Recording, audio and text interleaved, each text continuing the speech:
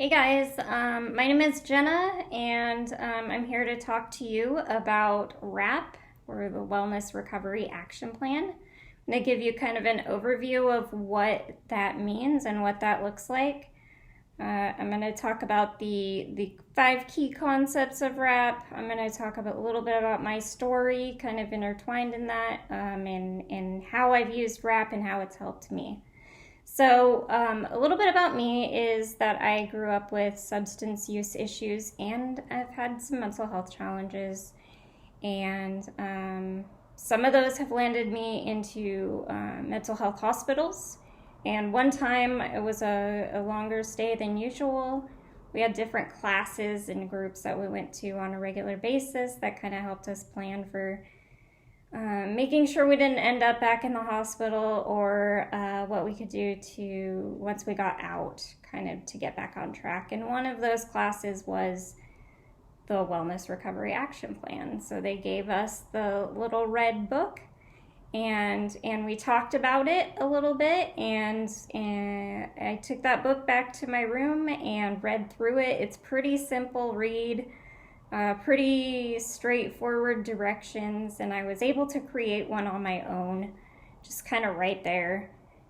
I also have later learned that it is really helpful to have a class, like to be in a class with people, because then you get other people's opinions, other people's ideas, maybe some feedback, things like that. So it can be really helpful to do in a group or by yourself. And what it is just creating a few different lists. So lists of activities for daily well-being. It's also a place to track triggers and early warning signs, and then also to prepare responses to those triggers, early warning signs, when things are breaking down, things like that, so that you can get back on track and take care of yourself and take charge of your recovery. So something that's sort of baked into this recovery plan, Wellness Recovery Action Plan, is the 5 key concepts. So these are things to kind of keep in mind when you are working through your WRAP plan. So the first of the 5 key concepts is hope. So hope is that people can and do recover, that they can work towards goals, and that we can have healthy and fulfilling lives no matter what challenges that we're going through. If you are in a WRAP or thinking about creating a WRAP plan, you've got some hope within you somewhere. The next key concept is personal responsibility. So we have responsibility toward ourselves, to take care of ourselves, to take charge of our recovery. We are the experts on ourselves. You are the expert on you, and only you know what is going to help you and what you need in order to take care of your well-being and your recovery. The next piece is education. So if you don't know what you need to do, maybe you have an idea, but you want some more information, attending workshops, lectures, support groups, talking to people that have been in your shoes before. Anything like that is a place that you can get information on maybe treatment, on how to change your lifestyle, of how to create a good home for yourself, career, relationship stuff, whatever it is. Educate yourself on what you can do to improve these areas of your life. And then also you have that personal responsibility to take action on that.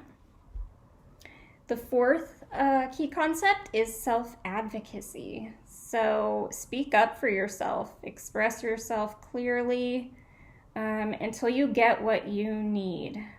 And it's important to know that you are worth it, that you believe in yourself, and that you get your needs met. Also, in line with that is to know what your rights are. So what your rights are as a patient at a hospital, what your rights are as a community member, as a group member, whatever it is. So knowing what your rights are. And the last piece of the 5 key concepts is support. So who are your supporters? And support is just super important on feeling better, to enrich our lives.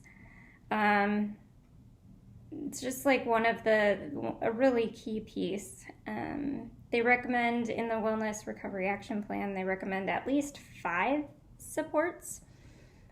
This is because it's really hard to have one person as your support, or even 2. People can't provide everything for us that we need. Sometimes that can be overwhelming. And also, certain people can provide different types of support that we need at different times.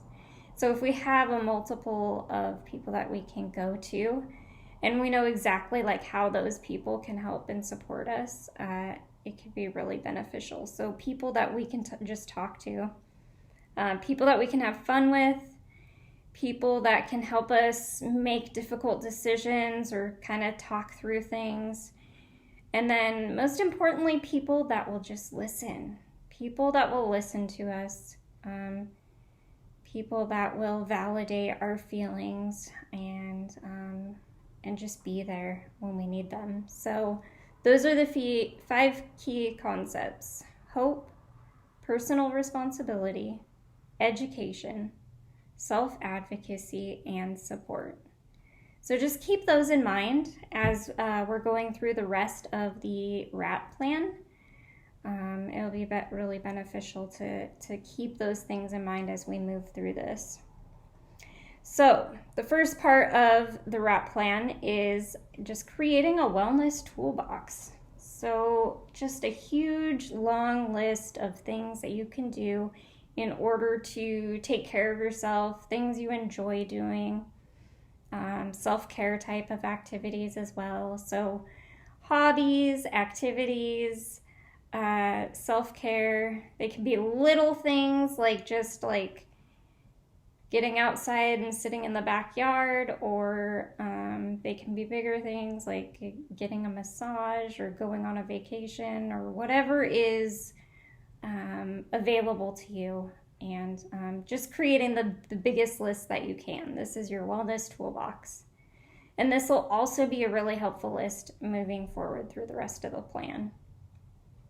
So the next list is a list of characteristics of what I look like when I'm doing well, or what you look like when you're doing well. So things kind of like typical behavior when you're doing well and feeling like yourself. So that would be, for me, going to work on time and being, participating there. It's answering the phone, being responsive when people text me. It's going for walks, not canceling plans, having a clean house, things like that. So those are things, when I am doing well, this is how I express that. Then we want to create a very short list, and this is the daily maintenance list. So these are things that we need to do every single day in order to stay well. Again, that's why you want it to be really short, because these are things that you have to do every single day. So if you have a list of 10 to 20 things, that's not realistic to do 10 to 20 things every single day. And they're probably not things that are really necessary to stay well. So the things on my list, my top 3, are to take my medications every day, super important. To get enough sleep, super important. And to get some kind of activity, some kind of physical movement. And so I don't put really like a limit on that. It's like some days, just going for a short walk around the block is great. And I also, like going on really super long walks or going to the gym and things like that. But I'm on my daily maintenance. It's like if I get just a little bit of movement, I'm at least good, right? So keeping that list. Then we want to talk about things that we might need to do every day, or like might need to do in general, I guess. Like something that maybe you don't need to do every single day, but you do often in order to stay well. So this might be for me taking a shower. So I enjoy taking a shower every day, but if I skip one day, I'm still gonna be okay. So it's not necessarily on my daily maintenance list, but it is on my what I might do. And so that's just kind of like another additional list. Then we want to go into triggers. So we want to make a list of what our triggers are. And these could be kind of external events or objects or things that happen that trigger us in a way where we don't feel good. Maybe we have cravings for substances. Maybe we get angry about something that triggers us. Maybe we get anxiety. So what are those triggers? It's important to know what they are so that we can manage them, avoid them, do something about them, and stay on track.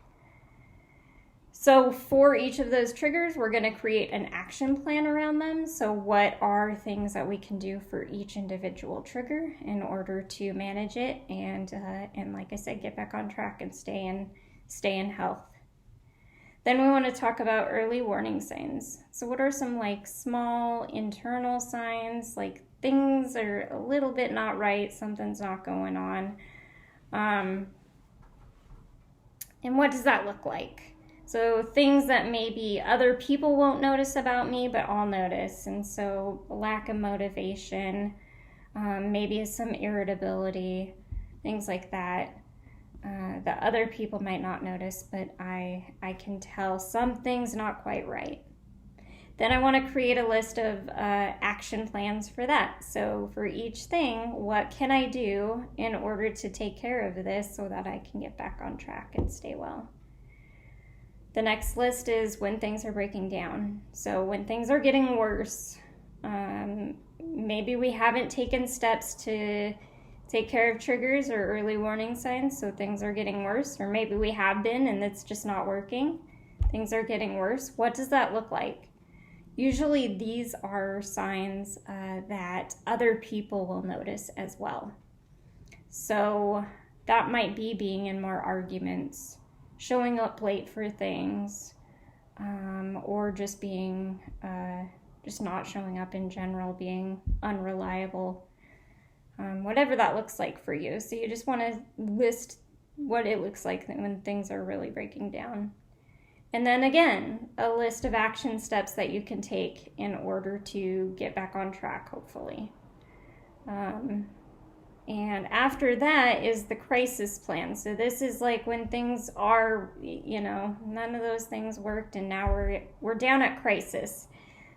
Things are really bad. So this is great to have because when I'm in crisis, I'm not thinking clearly. So I am not going to remember like who I should call for what and how people can help me and what works and doesn't work. And I don't want to think about all of that anymore.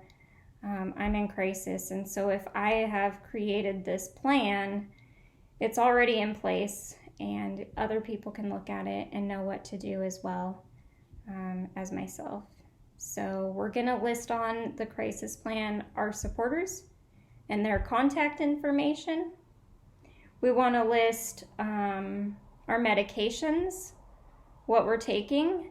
We also want to list medications we've taken in the past that have been helpful, medications we're not willing to take or that we know have not been helpful in the past, or that we've had some kind of negative reaction to. So listing those. Having our healthcare providers' contact information, any other important treatment team people that might need to know that I'm in crisis and that might have some support for me. Then we want to talk about treatments in general. So what are treatments that I've found helpful in the past and maybe what have I not found helpful? So for me, DBT has been a lifesaver, dialectical behavioral therapy. So if somebody's talking to me about DBT skills, I can relate to that, and I've used them before and I know they've helped. And so if someone can kind of help me remind me of what those skills are, maybe for a certain situation, that can be helpful in getting me back on track. Then we'll talk about what we can do at home if we don't want to end up in the hospital. Like, what can we do at home to keep ourselves safe so that we don't need to go into the hospital? Who can stay with us, or where can we go? That kind of thing. And then if we do end up in the hospital, like, what places have been helpful and what places do we really want to stay away from that that have not been helpful, maybe have been traumatizing for us in the past, so that people know if there's an opening somewhere else, we can go there instead. Help from others. So what can my support people do for me? Knowing that is really important, and letting those support people know that you're on my crisis list and these are the things that you can do for me that are supportive and helpful, and that I really appreciate. And then lastly, in our crisis plan, we're just going to talk about how do we know when this plan is no longer needed? What does it look like when I'm getting back on track, and that I don't need this, I'm not in crisis anymore, and what does that look like, so that we can let go of the crisis plan and kind of return to other parts of my WRAP plan. And lastly, we have the post-crisis planning. So this is kind of like, we're not in crisis anymore, but how can we kind of adjust back to normal life? And sometimes that adjustment takes a certain kind of planning and practice as well. And so we'll go through that and put that on there as well.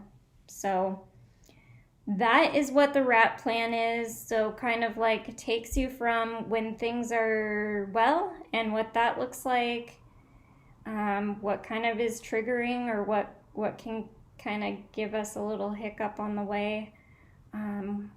What are some early warning signs that we can catch and take care of ahead of time when things are breaking down, and then crisis. So having all of these plans in place and having all of these activities and action steps along with it are really helpful in keeping us well, but then also staying well. And my WRAP plan has changed over the years. So when I first created this plan, way back when I was in that long-term psychiatric hospital, it's a lot different to now, where I haven't been in the hospital in several years. And so I have a whole different plan. I also have different people in my life. I have different activities. I'm working, which I wasn't doing before. So I have all of these different things in place, and so I keep that WRAP plan changing and evolving to fit my needs and my current situation. And so that's the important thing to know about this is to understand that this WRAP plan can be created for anything, whether you have mental health challenges, addiction, or you're trying to quit other behaviors, or other challenges that you're going through that you want to kind of like take care of yourself and keep yourself on track. You can do that, and that it can be forever evolving and changing to fit your unique needs, your unique recovery, and your unique path. So I really hope that you found this video helpful. I hope that you find a WRAP class within your area, or at least pick up the book. And there are different books related to different issues or challenges as well that you can find. And there's a whole lot of information online about WRAP. So I hope that you'll create one, and hope this video kind of helped you understand what you can do to get started, and hopefully pass this along to other people so that everybody understands what WRAP is and can help other people kind of carry that message as well. So thank you for listening, and take care.